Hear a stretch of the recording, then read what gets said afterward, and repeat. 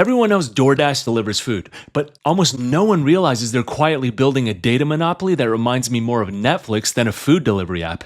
That data engine is the real reason I'm up 130% on the stock and why I'm not selling. When you open DoorDash, what do you see? A list of restaurants, right? You click a button and 30 minutes later, a burrito appears at your door. It seems simple. It's just a delivery app, right? Not quite. There's much more to the business. If you think DoorDash is just a delivery company, you're missing 90% of the actual business. Most people, and even many investors, don't realize that the app on your phone is just the tip of the iceberg. Underneath the surface, DoorDash is building something much bigger. They're quietly constructing the most sophisticated data engine in local commerce.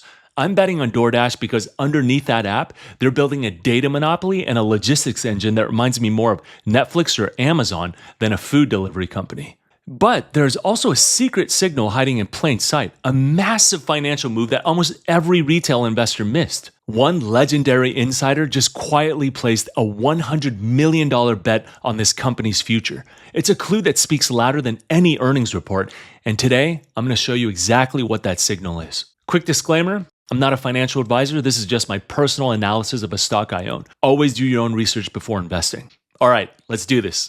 To understand the real DoorDash, you have to stop thinking about them as a logistics company and start thinking of them like Netflix.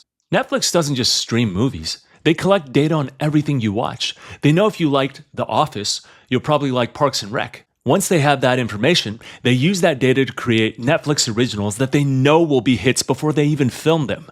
DoorDash is doing the exact same thing with food. Every day, they collect millions of data points on what people are searching for, but not finding. They know, for example, that in a specific zip code, 5,000 people search for Detroit-style pizza on Tuesday nights, but there isn't a single Detroit-style pizza place within a 5-mile radius. That data is gold, and it leads to their most brilliant innovation, the ghost kitchen.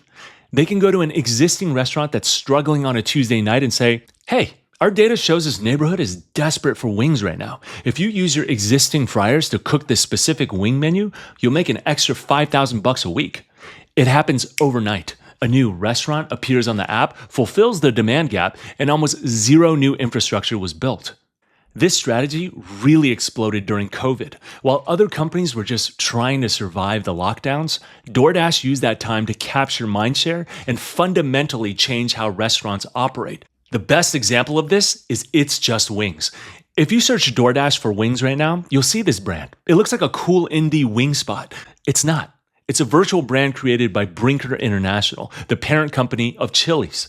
During the pandemic, Brinker used their existing Chili's kitchens, which were sitting empty of diners, to cook wings for this delivery-only brand. Because they didn't have to build new stores or hire new staff, they were able to scale It's Just Wings to a $150 million a year business virtually overnight.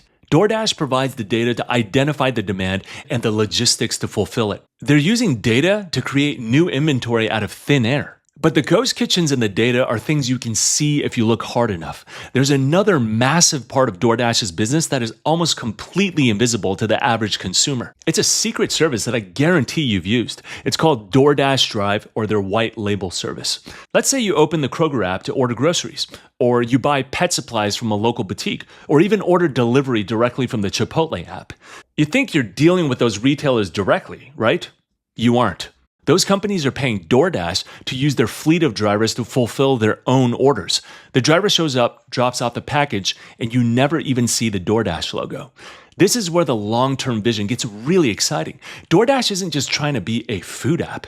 They're positioning themselves to be the next local FedEx. FedEx dominates long-haul shipping, moving a box from New York to California in 2 days. But FedEx struggles with local same-day delivery because their infrastructure isn't built for it. DoorDash is. They're quietly becoming the logistics infrastructure for the entire local retail economy. They are the AWS of local delivery. Now, I know what you're thinking, but what about Uber? Isn't Uber Eats a massive threat? It's a fair question. Uber is a giant and they have a similar service called Uber Direct. But when you look at the actual data, the war is already being won. As of late 2024, DoorDash commands roughly 60 to 65% of the US food delivery market. Uber Eats is trailing significantly behind at around 25 to 30%. Why is the gap so wide? Focus. Uber is fighting a war on two fronts, moving people, rideshare, and moving food. DoorDash has a singular obsessive focus on logistics for local commerce. While Uber fought for dominance in dense cities like New York City, DoorDash quietly won the suburbs, the families in Ohio and Texas who ordered dinner for 4 people, not just a latte for 1. That suburban density is their moat. Now, this obsessive focus comes directly from the top. DoorDash CEO Tony Xu actually sits on the board of directors at Meta, the company behind Facebook, Instagram, and WhatsApp. This is a crucial detail. By sitting in that boardroom, Tony's essentially learning through osmosis from Mark Zuckerberg, watching how one of the most successful and efficient companies in history is run. And the respect goes both ways. In a recent Fortune interview, Mark Zuckerberg gave Tony Xu some of the highest praise I've ever heard one CEO give another. Zuckerberg said that listening to Tony share his vision has him convinced that he will eventually consider the DoorDash CEO one of the greatest business leaders of our time. He went on to say that Tony's approach is antithetical to many Silicon Valley entrepreneurs. He noted there's a lot of people in the Valley who talk about big ideas that in the abstract seem appealing, but in practice have all these nuances that don't quite work out. But with Tony Xu, he says it's different. It's not about lofty ideals. It's about being realistic and executing with methodical, gritty, competitive approaches. You remember that secret $100 million signal I mentioned earlier?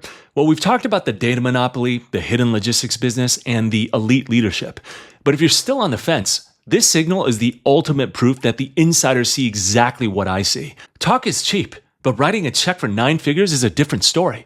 And one DoorDash insider just put $100 million on the table. In late November 2025, Alfred Lin, a member of DoorDash's board of directors and a partner at Sequoia Capital, purchased roughly $100 million worth of DoorDash stock on the open market. This wasn't a stock grant. This was him reaching into his own pocket and betting on the company's future at near all-time highs. There's a famous quote from Peter Lynch that applies here. Insiders might sell their shares for any number of reasons, but they buy them for only one. They think the price will rise. When a board member with access to all the non-public data decides to make a bet that size, that's the ultimate vote of confidence. So when you look at DoorDash stock, don't just look at how many burgers they delivered last quarter. Look at the market share dominance over Uber. Look at the FedEx-style logistics network powering partners like Kroger. And look at the $100 million insider buy from Alfred Lin. That's why I've held this stock for 4 years and why I'm up 130%. I'm betting on a company that has more data on local commerce than anyone else and the infrastructure to move anything, anywhere in under an hour. Do you own DoorDash or do you think the competition is too fierce? Let me know your take in the comments. Thanks for watching, and I'll see you in the next one.